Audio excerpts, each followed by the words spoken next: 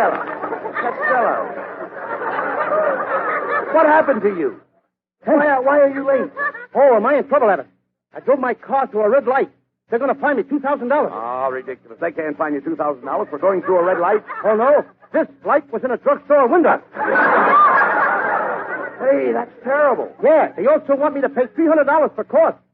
What are the costs for? Well, when my car hit that drugstore, I sailed over the windshield and slid down a long soda fountain. En route, I knocked over 8 molded milk, 6 banana splits, a bowl of tuna fish salad, and I wound up on a toothpaste counter with Irium and Miriam.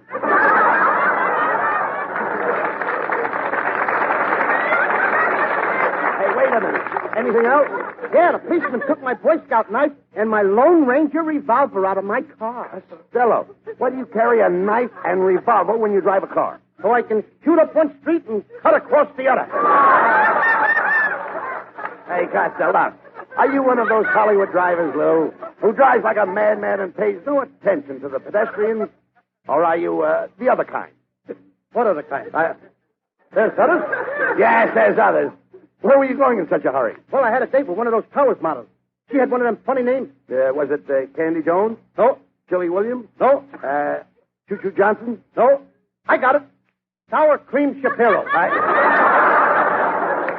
Sour Cream Shapiro? Yep. Say, she's the most popular girl in this neck of the woods. Any girl that's next in the woods must be popular. But I ain't going out with this girl no more. She lives in Glendale. And over there, they got a 12 o'clock curfew. Well, they have a 12 o'clock curfew in every town, Lou. At noon? Costello, day by day you get more stupid. How can you be such a consistent idiot? I got a charge account. What's your excuse? What's my excuse? What's your excuse? No, just look at you. Your appearance is disgraceful. Look, why didn't you wear that new shirt I gave you? I can't. The collar is too high. Every time I hiccup, my head disappears. I don't know why you ever come here tonight. Well, I had to, Abbott. Why? All my little kid friends, they're all waiting for me to tell them a story of one of those famous stories I always tell them. Only tonight I'm going to tell them about Aladdin and his wonderful lamp. Oh, do tell. I'm going to tell it right now. The only thing is, Abbott, I ask you to keep your mouth quiet and shut up, and you don't say nothing. Oh, no. Sorry. Now, you don't interrupt me at no time at all while I tell the story. Don't worry about me. Not like you do every week. No. So why don't you slip over to Tom Brenneman's and get yourself an orchid? No. Go ahead with the story. I want to hear it. Okay. All right. Now, little kitty, here I go. All right. Once upon a time, there was a little boy named Aladdin. Aladdin who? Aladdin who? Aladdin who? Yeah. Aladdin of foreign country. All right, go ahead. Abbott, I asked you to leave me alone. You're You're right. I talking just pretty want to make soon. sure. I never heard this story. Now, keep quiet. All right, I'm sorry. Get me so mad. Now, take it easy. Now, Aladdin had a magic carpet. He sat on a carpet and zoop, it flew up in the air. Now, as soon as the carpet flew up in the air... What made the carpet go up? What made the carpet go up? Yeah. The OPA took the ceiling off and up it went. Now, look, Abbott. All right, go ahead. Let's hear the story. Now, look, Abbott, I'm asking for the last... Well, please, your mouth. All right, now, don't take it so You serious. make such a fool All out right, of me take it in front of easy. the kids. All right, go ahead. Now, one day Aladdin was flying along on his carpet when another guy went passing a rug. This guy pulled out a towel and started shooting at him. Now, Aladdin didn't want nobody to shoot at him. Wait a minute, Lou. Because he Now, had wait no a minute. defense. Hold on. How could he shoot at him with a towel? This was a cannon towel. What are you getting me? Seeing me all mixed up now? Go keep ahead quiet. with the story. Now, one day Aladdin found an old lamp. A real old lamp. Oh, the lamp was so old, it was extinct. Yeah, it was extinct. It smelled from oil. All right. What do you keep on this? Now, let me tell a story. Well, go ahead. Tell it. Now, Aladdin rubbed the lamp, and yoink, a genie appeared with a white horse. Aladdin grabbed the horse's hair, and then he started to... You mean Aladdin grabbed the horse by the mane? Grabbed the horse by the mane. By the mane what? He grabbed the horse by the mane what? So what do you say? Go ahead. So all I know is you grabbed the horse by the mane. That's all. The horse's neck. The horse's neck. Yeah. Anybody knows that the horse's neck. They're human. Let him neck. All right. Now, when the genie told Aladdin he could have anything he wished for, Aladdin would just rub the lamp. So every time he rubbed the lamp, he got presents. So he rubbed, and he got stuff and more stuff until he had surpluses. So after he had Wait surpluses... a minute, just a minute. Now, just a minute.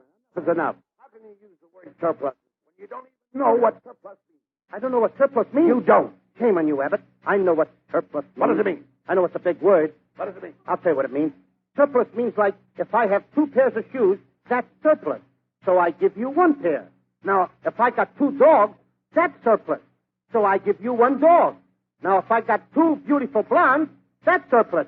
So Abbott, why don't you put them shoes on and take that dog for a walk?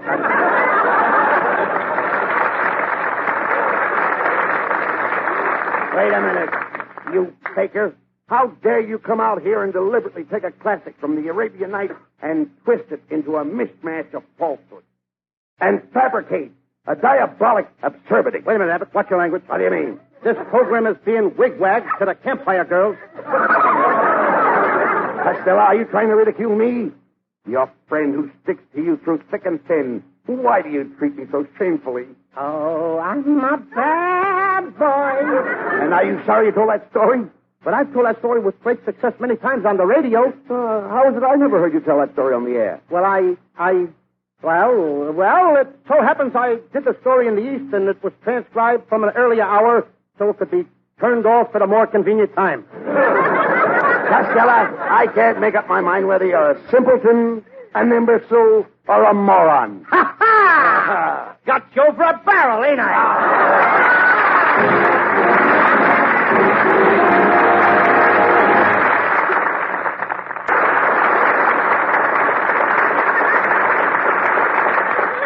Hey, Abbott, we're rich. My new invention is finished. I just built a machine for 75 cents that will save billions for science. A 75-cent machine that will save scientists billions? Yeah. What does it do? What does it do? Give me your hat, and I'll show you. Now, I place the hat on the machine and pull the lever that lowers this big cleaver. Costello, you've ruined my hat. You cut my new atom hat in half. Hooray! It worked! I have split the atom. You dummy. That thing will never make a nickel. But I have an idea that will make us $10,000 by tomorrow night. Just think. You'll be able to get a complete new wardrobe, a diamond ring, a car, and a chauffeur. Just a minute, Abbott. You ain't going to get me to be queen for a day. No,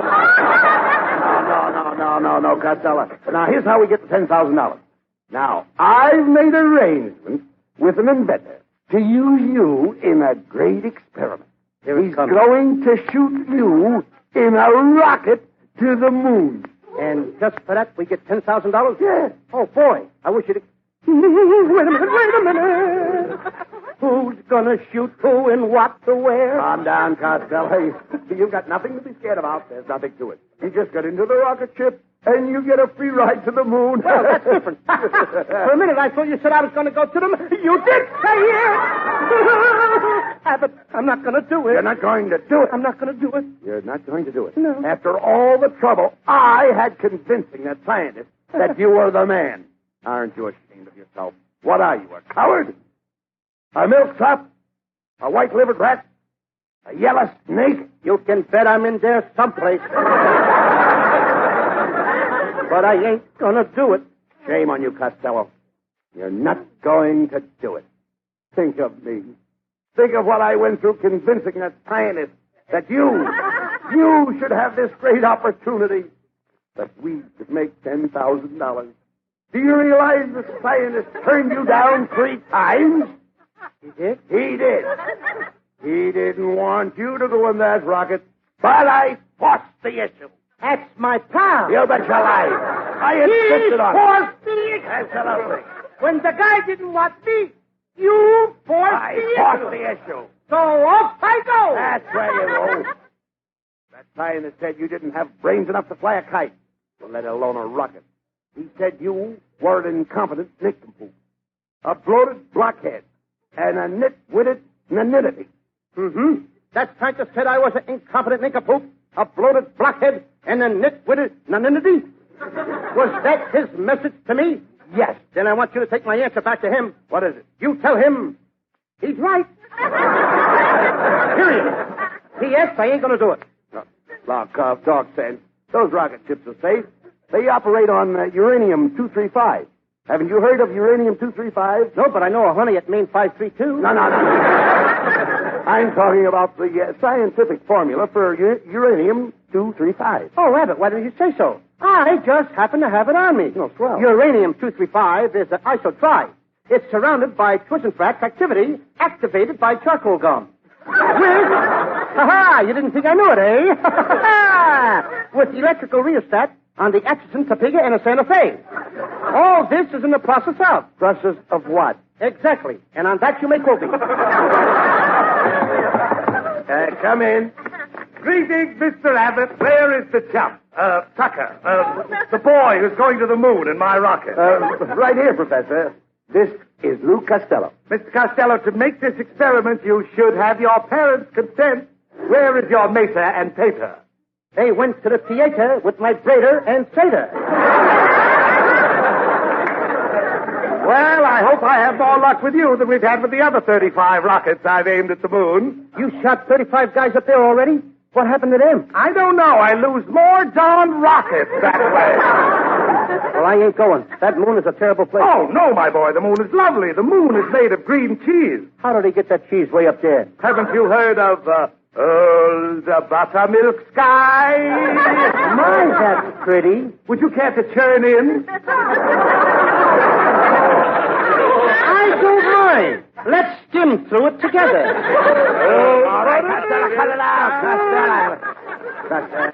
Professor Costello will be ready to take off tomorrow morning. Just a second, Professor. What kind of a rocket is this? Well, it has 46 propellers. It's air-conditioned. It has a snap bar. What makes it run? Twisted rubber bands.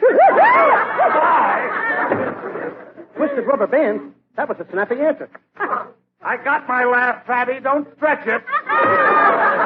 Forget him, Costello. We haven't got much time. Now, what equipment will you need for the trip? Well, as long as you talk me into it, Abbott. I'll need a supply of food and a native girl in case I get lost. Some warm clothing and a native girl in case I get lost. A camera and a native girl in case I get lost. And a map of Rhode Island.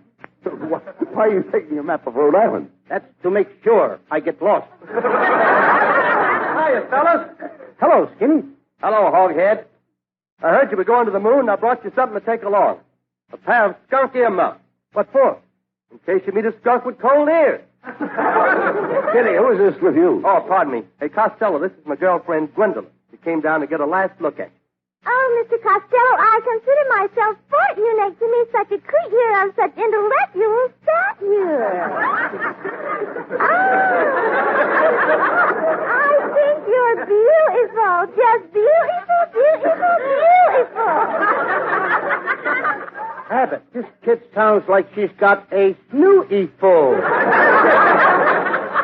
This association gives me the same satisfaction and exhilaration as that musical composition, cement mixer, puppy puppy.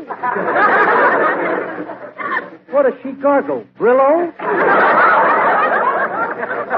I must make my departure, and may I make you my congratulations on your venture into the future?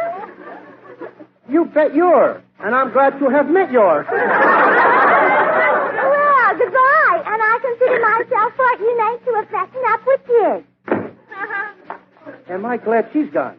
This kid could ruin my diction. And louse up my punctuation. Hey, look, Costello. Here comes Marilyn Maxwell. Ah, there you are, Louis, honey. Oh, Abbott. She called me by my maiden name again. Louis.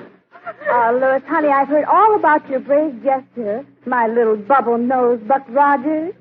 Oh, Marilyn, my fair-haired flying fortress. Make me your target for tonight and bomb me with kisses. Oh, Louis, honey, come into my arms. Bombs away. Marilyn, when I'm close to you like this, do you notice how my eyes light up? Yes, Louis, what does that mean? It must mean something. I ain't no pinball machine. Ah, Louis, darling, you're so romantic. You and I are like those two little lovebirds out there in that tree. See the little girl lovebird and the little boy lovebird? What do you think they're talking about? Worms? Oh, Marilyn, my darling, when you hold me like this, I feel just like a bubble, a beautiful bubble, floating eastward with the trade winds. Well, what was that? Some wise guy in Brooklyn with a BB gun.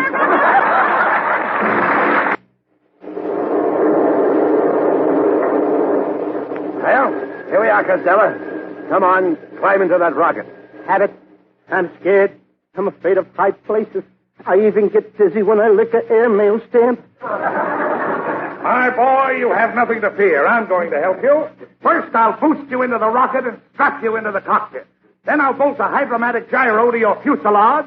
I'll rivet your altimeter to your instrument panel. I'll connect your mixmaster to your radar. And then I'll weld your antenna to your oscillator. You wouldn't dare. You haven't got the nerve. Shame on you, Costello. Hey, look. Here comes our whole gang with Maryland to see you off. Oh, Louis, my darling, you're going to be a hero. When you come back, everyone will say... Costello, won't you tell us the secret of your fame? How you got that great reputation? How you and Rickenbacker and the famous Howard Hughes build up the nation's aviation. My advice to flyers is never to get cross. If your parachute don't open, report it to the board. Bon voyage, Costello, as you aim your rocket at the stars. Very well, great fella. Give my regards to Mars. I've had more hours in the earth than any aviator. For years at Bullock Wolf here, I ran the elevator. When you get here, stand up here. Good luck to you, Costello. Goodbye to you. Tell me, Costello, a great scientist like you must have some form of relaxation. What do you do to relieve nervous tension? What do I do? I'm a forever blowing bubble with my double bubble gum. Once I blew hard and I heard a splash. My gum flew in my father's mustache. It brought a great disaster. 2, 3, 4, my family. 'Twas when they shaved my father's mustache, they found out he looked